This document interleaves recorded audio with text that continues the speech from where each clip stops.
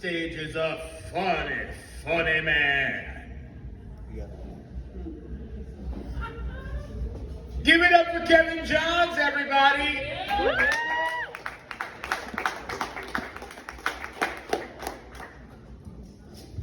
What the fuck? Fool just tried to touch my hand. Corona? Whatever. Do we have any weed smokers in here? Yeah, recently I had to quit smoking weed. I got tired of dying. Like it was a thing that I wasn't accustomed to. I started smoking with my buddies, and I just kept dying. My thing was I would stop breathing mid blunt. I'd always hit the blunt, and 3 hits in, I just find myself waking up again, and I'm like, oh my god, what type of weed is this? It's crazy because if you're a weed smoker, as you get older, you realize you start dying every time you smoke, and I'm getting tired of it. And what's getting better is the weed's getting stronger. Recently, I tried this thing called a dab. It's a dab, and no one told me it looks like earwax. I saw this thing, and let me tell you about this dab. So, a dab comes with a contraption and a flamethrower. Imagine having a smoke, but you need to use a fucking flamethrower. My buddy calls me over, a white guy, of course, and he's like, my guy, I got this thing for you. And I'm like, okay. He's like, you like to smoke, right? 420, you know? I'm like, yeah, dude, I dig it. So this motherfucker whips out this like earwax, and I'm like, dude, that's gross. Like, what's going on? And he's like, no, dude, it's cool. It's a dab. It's concentrated. And I'm like, tell me more. And he was like, all right, what I'm gonna do is I'm gonna light up this pin, and then all you gotta do is suck. Easy. So out of nowhere, I'm thinking, when you think like flamethrower, you think handheld. This fool puts on a backpack and whips out like a fucking real flamethrower. This motherfucker has a fucking flamethrower and has this little ass bong looking thing and goes to torch this bitch up, and I'm like, are you sure we're supposed to hit this? He's like, no, it's cool, dude. It's cool. And I'm like, all right, whatever. He gets it really hot, and he puts this little earwax thing on the pin. And I'm like, all right, now what? He's like, dude, just suck, you'll be good. And I'm sucking, and I don't feel anything. So I'm just sucking, having a good time, and I'm like, all right, you know, it's cool. And he like puts this little device on it and starts shaking it. That's where I fucked up. Immediately I died.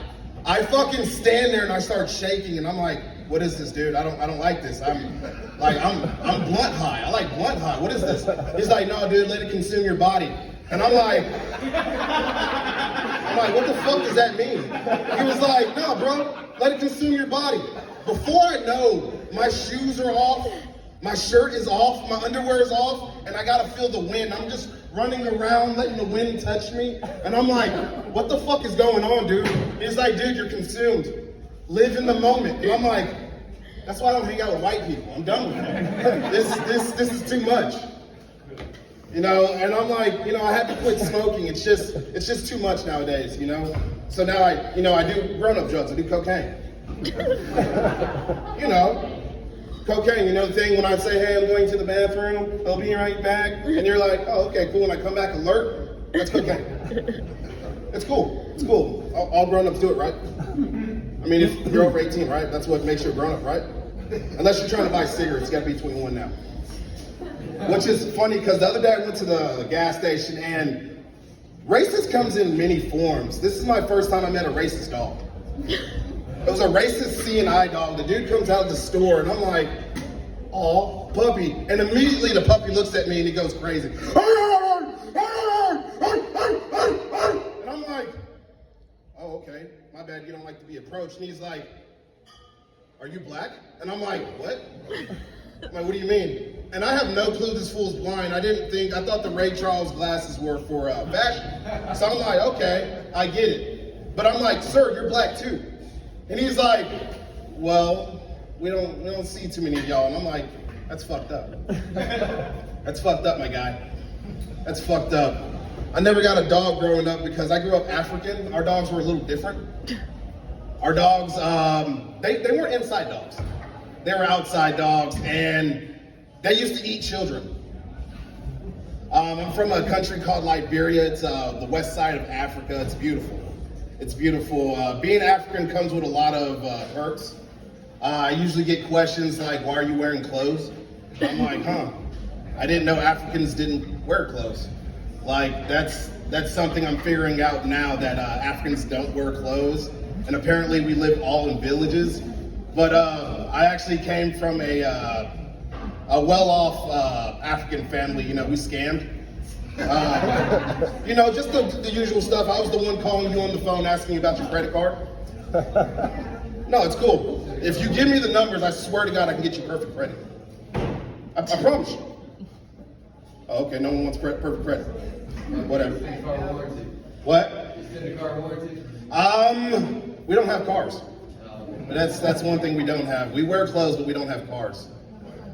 Nah, but growing up African was awesome because having an African mom, I never realized that we had an accent until like my other friends would come over.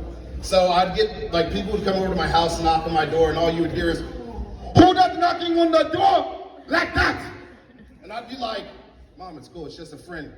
"Tell that bitch nigga, knock lightly." My friends were all scared and shit, and I'm like, "No, she's cool. You just need to knock a little bit lighter. That's all she's asking." They would come over, and Africans are super aggressive, so it would never just be a regular greeting. It'd be like, "What is your name? Tell me right now, what is your name?" "I'm Sean." "Okay, you can now play with my son." And I'm like, see, that wasn't hard. Nah, but thank you so much, Old School Texas. I love y'all, and this is my time. Thank you.